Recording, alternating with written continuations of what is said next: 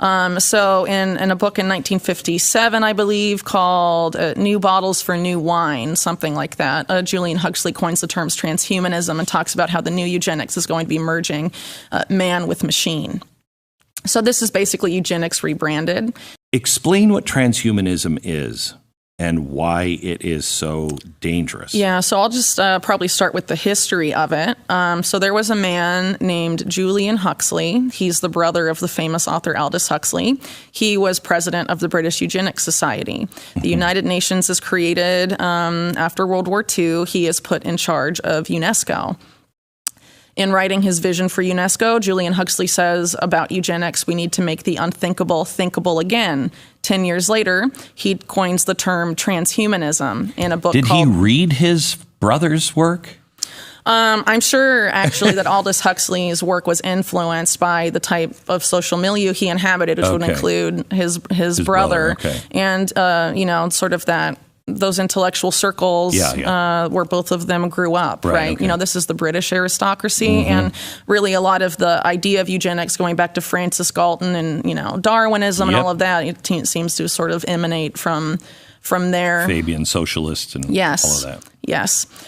So in a book in 1957, I believe, called New Bottles for New Wine, something like that, Julian Huxley coins the terms transhumanism and talks about how the new eugenics is going to be merging man with machine.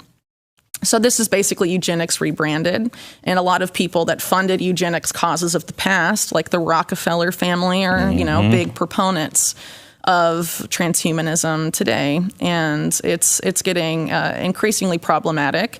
I would say, if you look, for example, at the new head of the FDA, who very few people have bothered to look into, Robert Califf, he's a former Google Health executive.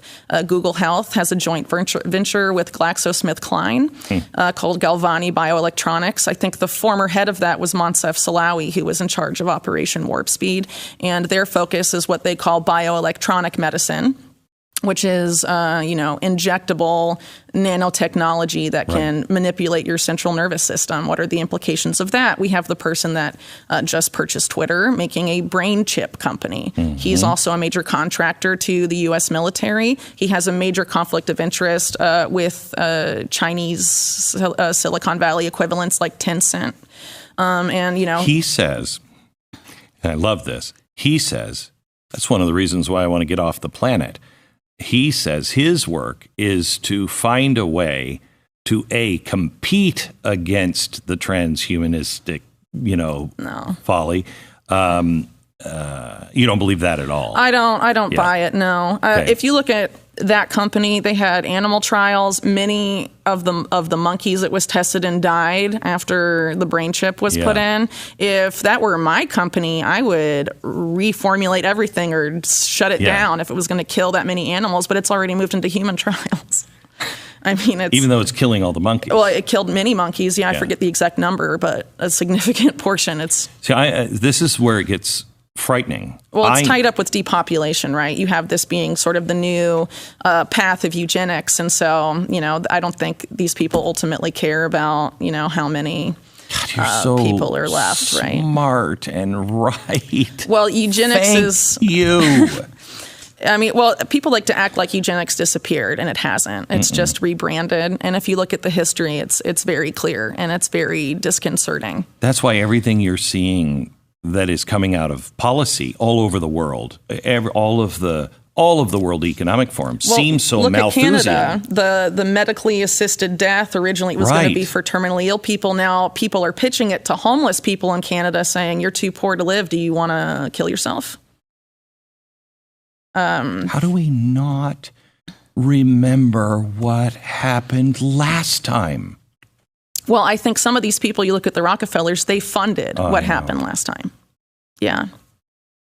A lot of that money that was used to set up the Nazi eugenics program came from the Rockefeller Foundation, and that's a matter of record. They've tried to go back and say, we're sorry, but they're funding a lot of this stuff now. You've read IBM and the Holocaust?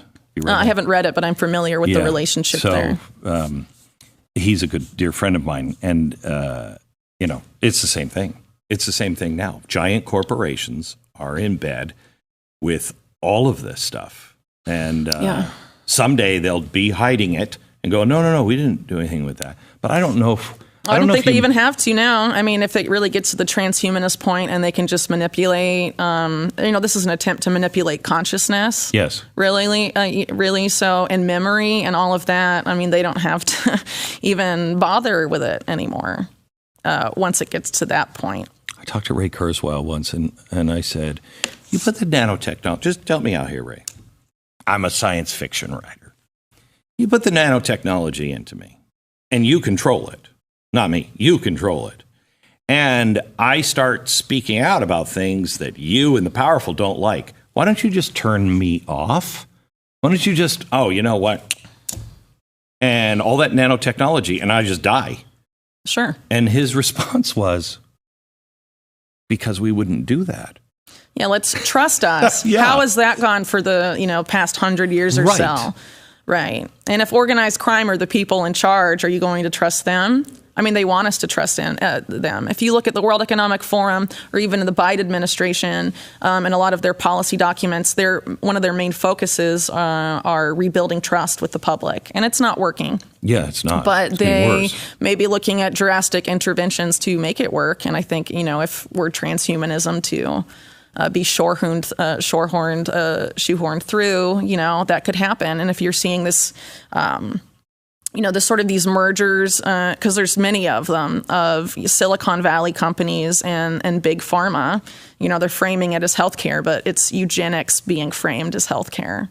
And it's really terrifying. I mean, it's terrifying. It's crazy. There's a lot of words for it, but ultimately it has to be stopped. And unfortunately, COVID has set this precedent where it can be mandatory, or where you can lose your livelihood, where you can not be able to travel. You can basically be placed under house arrest unless you agree to it. If you don't, in the grand scheme of where we've all been upgraded. We're all part of the internet. Upgraded. Yeah, I know. I don't think that's the intention. That's how they're selling it to people. If you look at this, for example, the British Eugenics Society, where a lot of this came from, you look at someone like H.G. Wells, best known as a science fiction writer, but also a avowed eugenicist. He predicted that in 100 to 200 years, there would be two human races.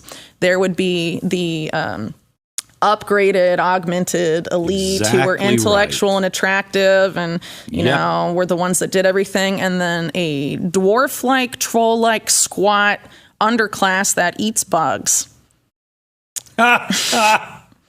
And, you know, for people that have been paying attention, it seems like, you know, they're selling this as one way. It's all going to be a utopian